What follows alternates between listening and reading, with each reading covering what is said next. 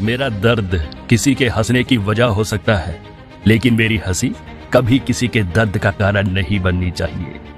ये शब्द थे दुनिया के सबसे प्रसिद्ध कॉमेडियन चार्ली चैपलिन के। चार्ली चैपलिन का नाम आप सभी ने तो सुना ही होगा। बिना एक भी शब्द कहे पूरी दुनिया को हंसाने का अद्भुत टैलेंट चार्ली चैपलिन के अंदर कूट कूट कर भरा था। छोटी मूछ, सिर पर जादूगर वाली टोपी, लंबे जूते, ऊंची पैंट, हाथ में छड़ी और चलने का अलग ही अंदाज उनकी पहचान बन गई थी, जो आज भी लोगों के दिलों में बसी हुई है। चार्ली चैपलिन को इतिहास का सबसे महान कॉमेडियन माना जाता है। पूरी दुनिया को अपनी एक्टिंग से हंसाने वाले इस चेहरे के पीछे कितने दर्द छिपे हैं, इस बारे में बहुत ही कम लोग जानते हैं। चार्ली चैपलिन का जीवन काफी संघर्षपूर्ण रहा है।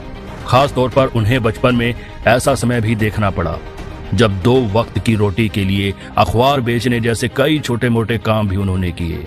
लेकिन चार्ली चैपलिन की किस्मत को तो कुछ और ही मंजूर था।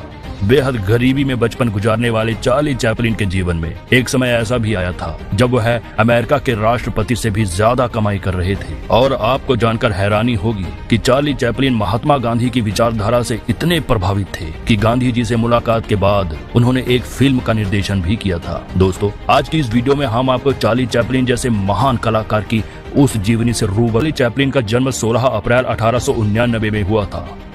उनके जन्म की तारीख भी काफी खास मानी जाती है, क्योंकि उनके जन्म के 4 दिन बाद ही एडोल्फ हिटलर का जन्म हुआ था। चार्ली चैपलिन के पिता चार्ल्स स्पेंसर चैपलिन और मां हैना चैपलिन म्यूजिक हॉल में सिंगर और जूनियर आर्टिस्ट का काम किया करते थे। हैना चैपलिन को तो अपने 2 बच्चों चार्ली चैपलिन और उनके भाई सिडनी चैपलिन से लगाव था, लेकिन उनके पिता चार्ल्स चैपलिन शराबी थे। वे अपनी कमाई का सारा पैसा शराब पीने पर उड़ा दिया करते थे। जब चार्ली चैपलिन 2 साल के थे तो उनके पिता घर छोड़कर चले गए थे। अब चार्ली और उनके भाई की जिम्मेदारी उनकी मां पर आ गई थी। मां स्टेज शो के जरिए अपने बच्चों का लालन पालन करने लगी। एक दिन हैना चैपलिन स्टेज पर गा रही थी कि अचानक उनकी आवाज चली गई। लोगों ने हैना को भला बुरा कहना शुरू कर दिया और खूब हंगामा किया। चार्ली चैपलिन उस वक्त 5 साल के थे। लोगों को गुस्सा होते देख वे अपनी मां के बचाव में स्टेज की ओर दौड़े और स्टेज पर चढ़ गए और मां के गाने को पूरा करने के लिए माइक हाथों में थाम लिया। मासूम बच्चे द्वारा अपनी मां की आवाज में गाना गाते देख लोगों को आश्चर्य हुआ और उन्हें काफी हंसी भी आई। लोगों ने चार्ली के इस टैलेंट की सराहना की और स्टेज पर सिक्कों की बौछार कर दी। ये चार्ली चैपलिन की जिंदगी की पहली कमाई मानी जाती है। चार्ली चैपलिन की मां की तबीयत इसके बाद बिगड़ती चली गई और एक वक्त ऐसा भी आया कि उन्हें पागल खाने में भर्ती करना पड़ा। उनका मानसिक संतुलन बिगड़ गया था क्योंकि चार्ली की मां और उनके पिता के बीच तलाक नहीं हुआ था। इसलिए कोर्ट ने चार्ली के पिता चार्ल्स चैपलिन को दोनों बच्चों की जिम्मेदारी सौंप दी थी। चार्ली के पिता तब तक दूसरी शादी कर चुके थे और इसके बाद सौतेली मां ने चार्ली पर खूब जुल्म किए। चार्ली जब 12 साल के थे तब उनके पिता की मौत हो गई और अब तक उनकी मां भी काफी हद तक ठीक हो गई थी। इसलिए वे अपने भाई को लेकर मां के साथ रहने चले गए, लेकिन उनकी मां की आवाज चली गई थी और करने के लिए कोई काम नहीं था। चार्ली का बचपन से ही मन स्कूल की पढ़ाई में नहीं लगता था। वे हमेशा अपना खुद का काम करने की सोचते थे। उन्होंने अपनी आत्मकथा में लिखा है कि कभी वे चिप्स बनाने का धंधा करने की सोचते तो कभी कुछ और, लेकिन उसके लिए उनके पास पूंजी नहीं थी। 13 साल की उम्र में चार्ली ने स्कूल छोड़ दिया और छोटे मोटे काम कर घर का खर्च चलाने लगा।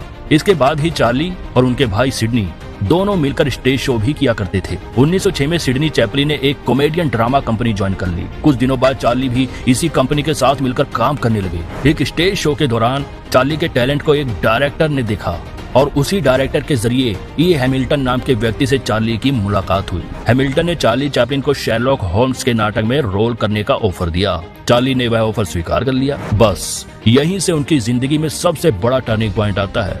उनकी एक्टिंग लोगों को पसंद आने लगी और देखते ही देखते वह एक मशहूर स्टेज आर्टिस्ट बन गए थे। इसके बाद चार्ली ने कभी पीछे मुड़कर नहीं देखा। सन 1914 में चार्ली की पहली film make a living release हुई। इसी वर्ष वह लंदन को छोड़कर अमेरिका शिफ्ट हो गए थे। अब अमेरिका में आते ही उनके करियर को लंबी उड़ान मिली। उन्होंने 1914 से 1915 के बीच 1 साल में ही 35 फिल्मों में काम किया। चार्ली की फिल्म निर्देशकों के साथ ज्यादा नहीं बनती थी।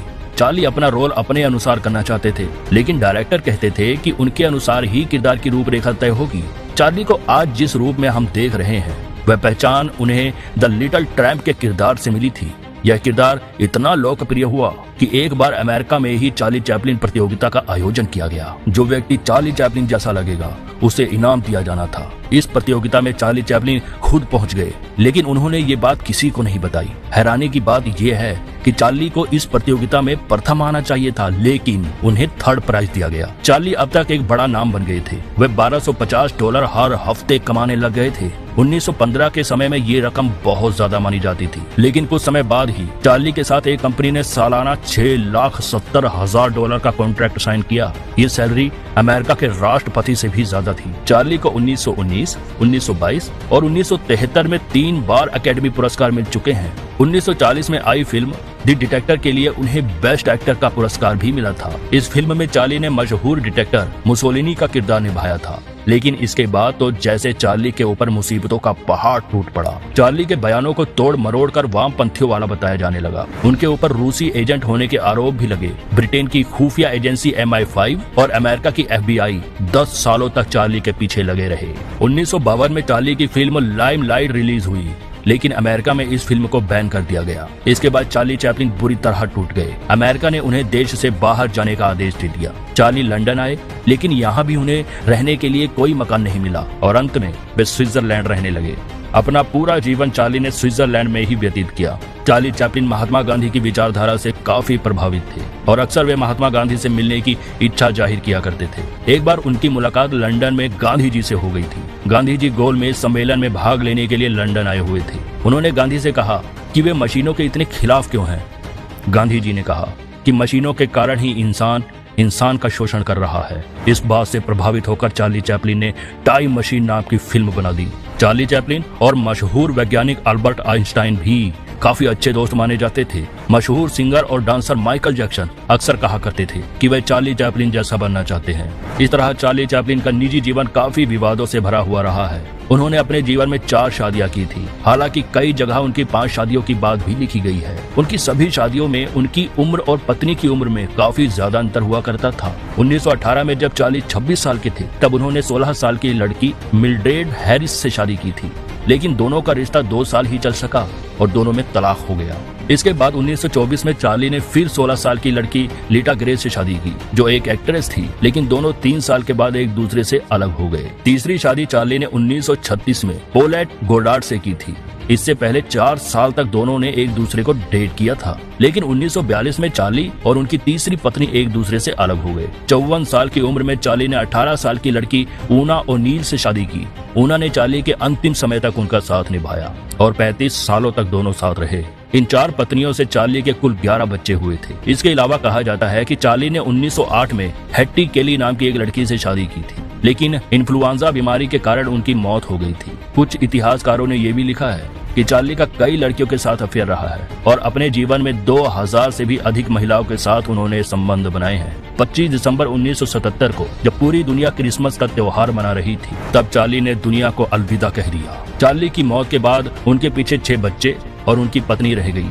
लोगों ने चार्ली को चैन से मुक्ति भी नहीं लेने दी। जी हाँ, जिनेवा की एक झील के पास जहाँ उन्हें दफनाया गया था, 2 लोगों ने उनकी कब्र खोदकर उनकी डेड बॉडी चुरा ली और परिवार से $4 लाख की मांग की। हालांकि कुछ महीने बाद पुलिस द्वारा दोनों अपराधियों को पकड़ लिया गया और चार्ली चैपलिन की बॉडी वापस जमीन में दफना दी गई। तो दोस्तों, ये थी चार्ली चैपलिन की पूरी कहानी। दुनिया को हंसाने वाले इस चेहरे के पीछे कितने गम, संघर्ष, पीड़ाएं थी, ये बात तो आप समझ गए होंगे। अगर आपको चार्ली चैपलिन की एक्टिंग पसंद है तो उनके लिए वीडियो को लाइक जरूर करें।